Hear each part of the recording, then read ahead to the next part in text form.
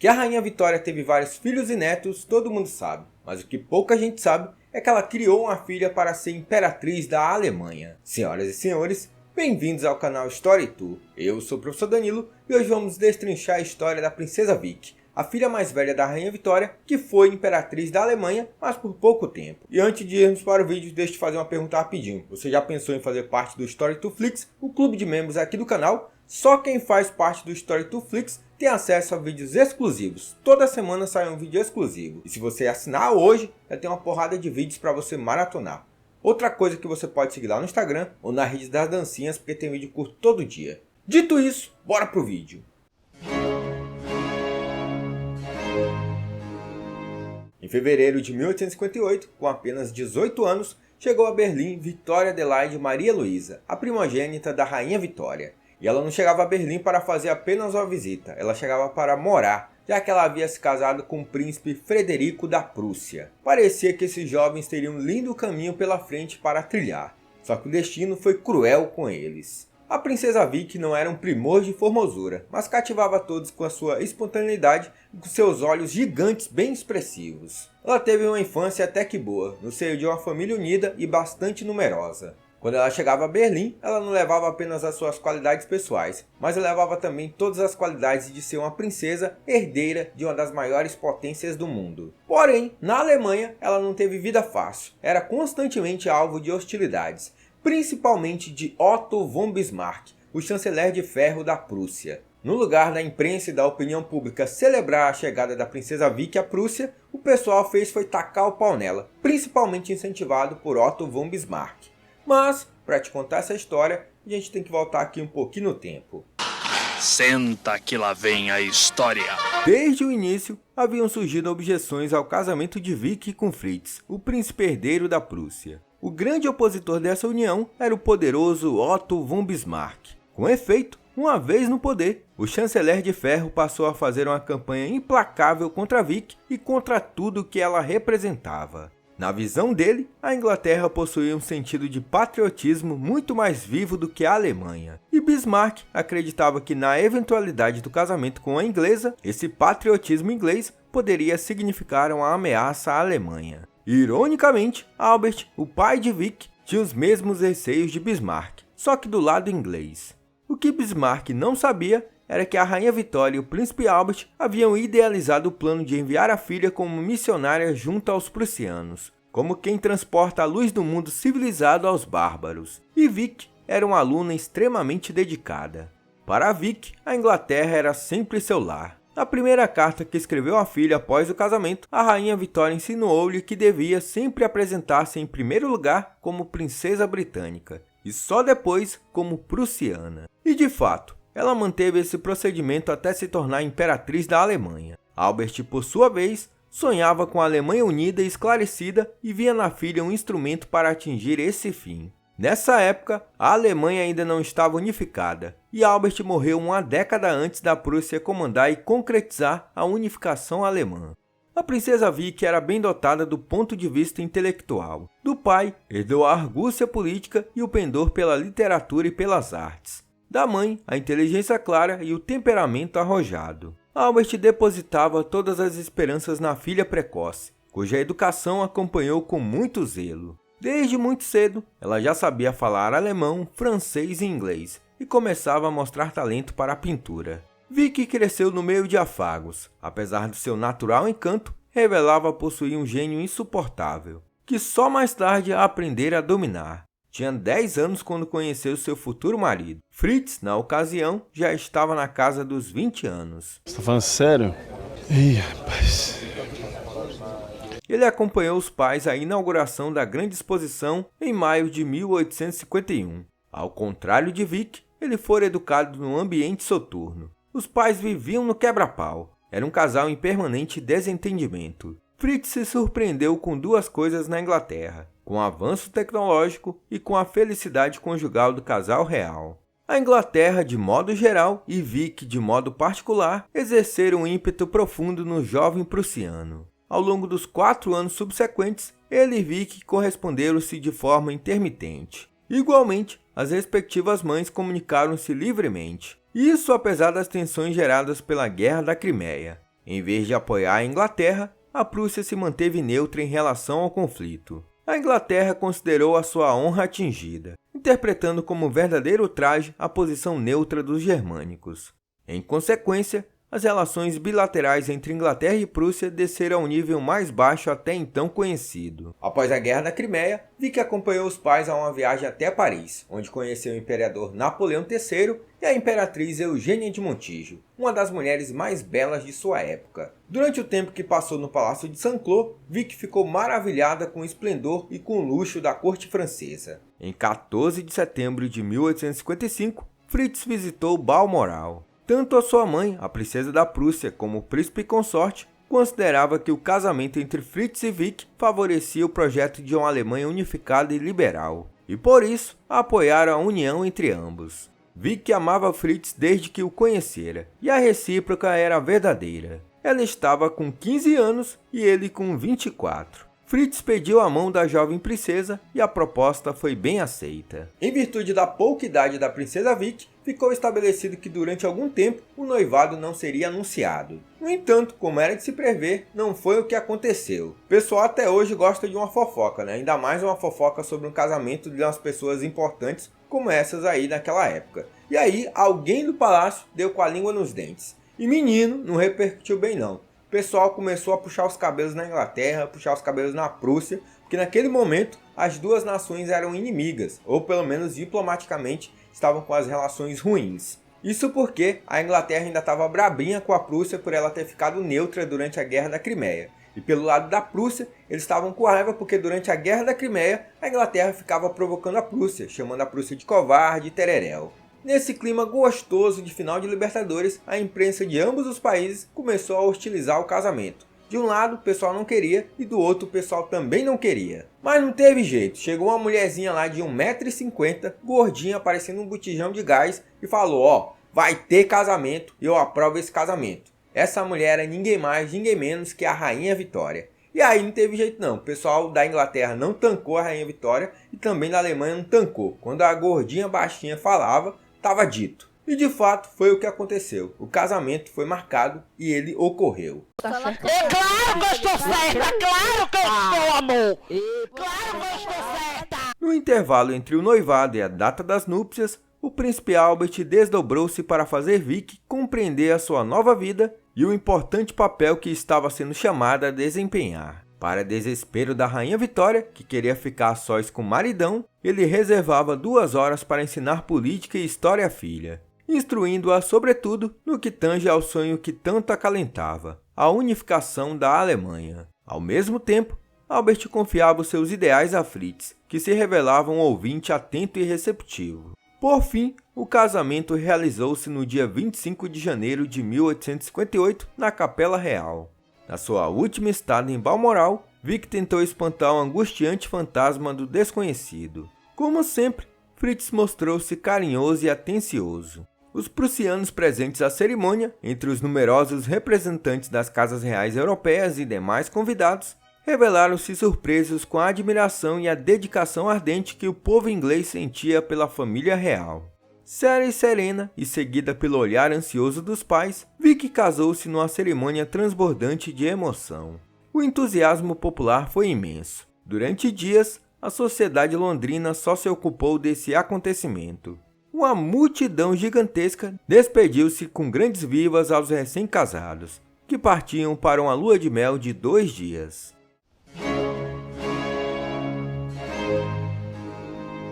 Em meados do século XIX, a Alemanha ainda era uma sociedade bem tradicional e profundamente conservadora. Não existia o que a gente conhece atualmente como patriotismo.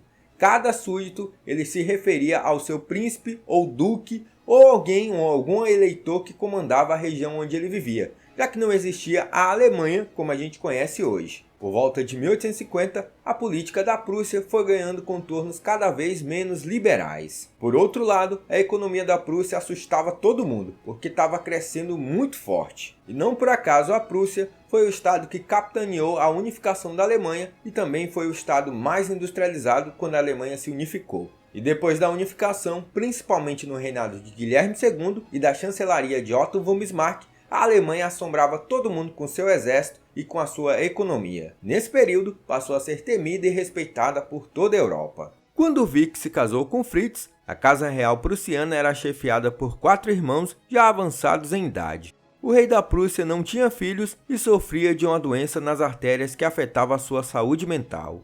O seu irmão, o príncipe da Prússia e sogro de Vic, era um homem de personalidade fraca, apesar de ter um porte solene e autoritário. Era basicamente com essa família com quem ela teria maior contato e não demorou muito para ela sentir falta de casa.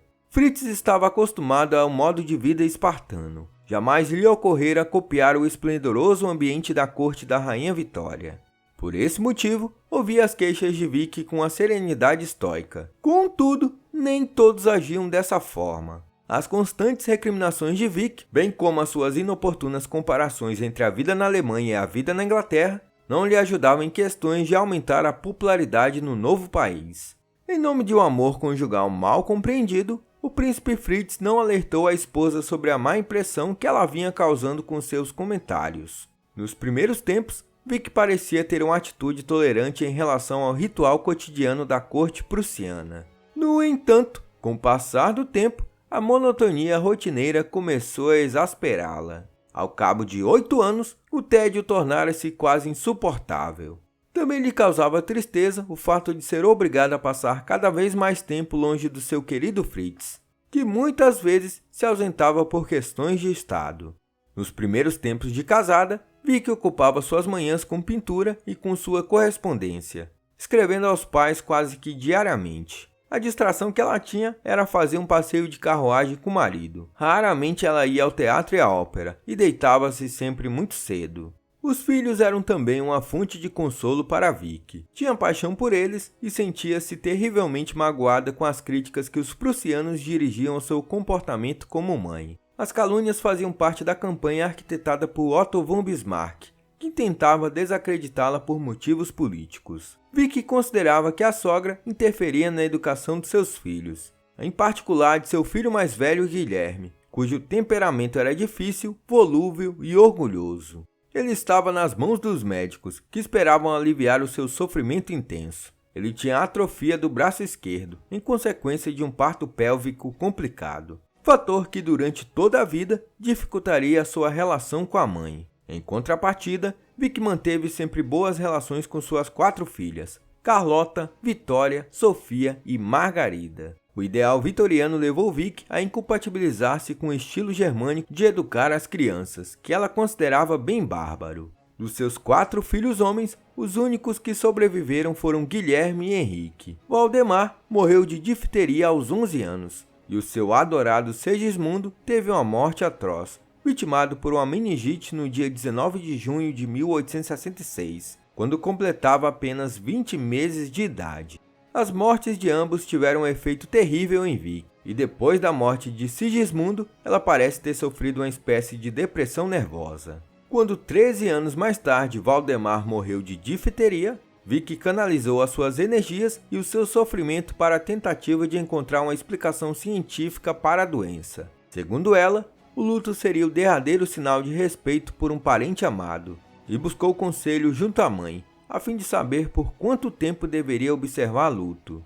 Numa mulher dotada de espírito filantrópico como Vic, afogar o sofrimento em obras de caridade era uma segunda natureza. Dessa forma, ela esforçou-se para melhorar as condições de tratamento nos hospitais alemães. Vic estava também fortemente empenhada em melhorar o nível de vida de cada família alemã, o que lhe inspirou a criação da Sociedade para a Promoção da Saúde do Lar, fundada em Berlim no ano de 1875. Essa organização promovia visitas de porta em porta aos mais pobres, ensinando-os a adotar hábitos de higiene e oferecendo-lhes aconselhamento e apoio em serviços domésticos. Aí, efetivamente, ela e Fritz conseguiram transformar radicalmente o nível de vida dos camponeses. A igreja também foi agrupada na atividade filantrópica de Vic. Além disso, ela fundou 3 escolas de ensino superior para moças. Outro projeto de Vic, de inspiração britânica, foi a construção de um museu de artes e ofício, tal qual é o Museu Victoria Albert atualmente que existe em Londres. Nem é preciso dizer a vocês que no início houve forte oposição.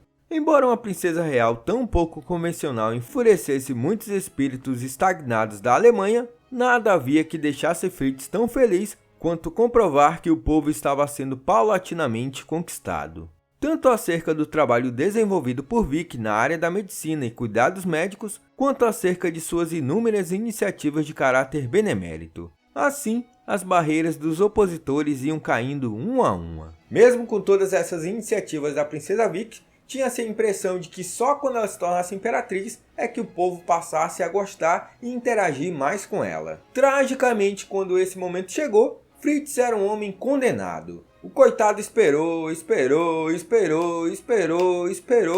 quando ele se tornou imperador, lá em 1888, ele só foi imperador durante 3 meses. Quando ele se tornou imperador, ele já estava com câncer de garganta bem adiantado. E aí não teve jeito, o bichinho foi e morreu, bateu as botas. A vida de Fritz e Vick foi um verdadeiro paradoxo bem terrível, já que eles foram preparados a vida inteira para serem imperador e imperatriz da Alemanha. E nisso, eles levariam os valores de liberalismo, uma monarquia constitucional, entre outras coisas. E aí, justamente quando chegou a hora, o coitado foi lá e bateu as botas e eles não foram imperador e imperatriz por muito tempo. Mas afinal, quais foram as consequências imediatas da morte de Fritz? Bem, logo após o falecimento de Fritz, assumiu o trono o filho mais velho dele, o Guilherme II, ou William II, porque Guilherme é na tradução para o português. Mas enfim, o Guilherme ele fez logo de início fechar o Palácio Real para pegar todos os documentos que estavam por lá e saber as comunicações que estavam rolando entre a princesa Vick e a família dela na Inglaterra. A família dele também, né, do Guilherme II. Outra coisa é que o Kaiser Guilherme II fez uma política externa totalmente oposta ao que o pai dele queria e o que a mãe dele queria. E também o que a avó dele, a Rainha Vitória, queria. Ele foi muito mais agressivo no campo de buscar colônias, fomentar exército e também procurar conflitos com seus vizinhos. Principalmente o seu primo da Inglaterra, no caso o tio dele, né, o Edward VII, que ele era mais rival dele do que do George V.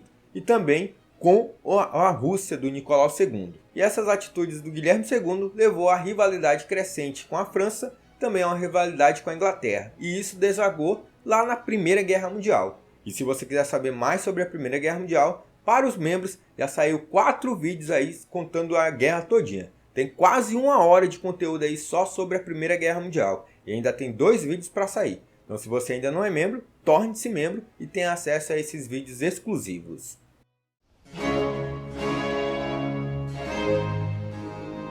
Tendo pouco mais de 50 anos quando Fritz morreu, Vick abdicou das cores vivas da época e passou a usar unicamente vestidos pretos lisos, de corte extremamente simples.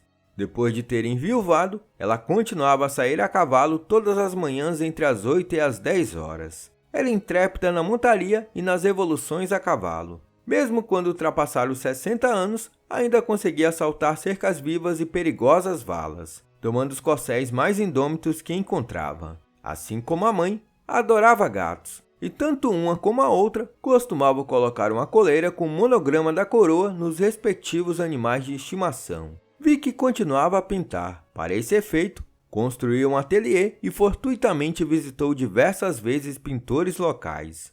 No outono de 1898, Vick sofreu um acidente. Teve uma queda desastrosa do cavalo, que lhe pisou a mão ao levantar-se. Ao que tudo indica, depois disso, jamais se restabeleceu por completo. Passou a sofrer de lombalgia. Posteriormente, foi diagnosticado um câncer na coluna vertebral. Vick recebeu a notícia com serenidade, mantendo a doença em segredo até não conseguir mais ocultá-la. Enfrentou esse prolongado e derradeiro sofrimento com grande coragem e faleceu em agosto de 1901. A suma infelicidade de Vick consistiu em ser tida como uma estrangeira intrusa. Dito de outro modo, uma inglesa inteligente e extraordinariamente culta para os padrões de uma sociedade que estava longe desses parâmetros, pelo menos à luz dos critérios ingleses. Havia em seu íntimo conflitos latentes, que correspondiam a formas diversas de lealdade. De um lado, a mãe e a Inglaterra, de outro, Fritz e a Alemanha. Vick nunca aprendeu a ter discrição em matéria de política, assim como a sua mãe tinha. Por exemplo, ela sempre deixava claro que era oposta às ideias de Otto von Bismarck, E ele, por seu lado, também deixava claro que era contra a princesa Vicky. Vicky e Fritz passaram a vida se preparando para se tornarem um dia imperador e imperatriz da Alemanha, mas isso mal aconteceu. Eles estavam repletos de ideias construtivas e planos de mudança. Assim, a própria princesa Vicky chegou a expressar certa vez: quando chegou o momento de realmente sermos úteis ao país, a morte nos tirou tudo. Então é isso, pessoal, chegamos ao final de mais um vídeo e espero que vocês tenham gostado dessa história. E se você gosta da Alemanha, se você gosta desse período da Prússia, vai ter muito conteúdo aí pela frente, porque a gente está falando aí da unificação da Prússia. Então eu vou lançar um vídeo sobre a Prússia, sobre a Guerra Franco-Prussiana, sobre a unificação da Alemanha, sobre Guilherme II, sobre Otto von Bismarck, e a gente vai continuar até o período da Segunda Guerra Mundial, quando falar daqueles capeta na Terra lá que a gente vai ver depois, tá? Porque tem muito conteúdo aí, a gente vai até o final do ano nessa série aqui envolvendo a família real britânica, família real alemã ou germânica e por aí vai. Então, se você quer acrescentar algo que eu deixei passar nesse vídeo, comenta aqui. Se você quer corrigir algo, comenta aqui também. No mais, não esquece de curtir esse vídeo. Se você não for inscrito, se inscreva e também faça parte do clube de membros, porque aí tem muito conteúdo exclusivo. No mais, falou!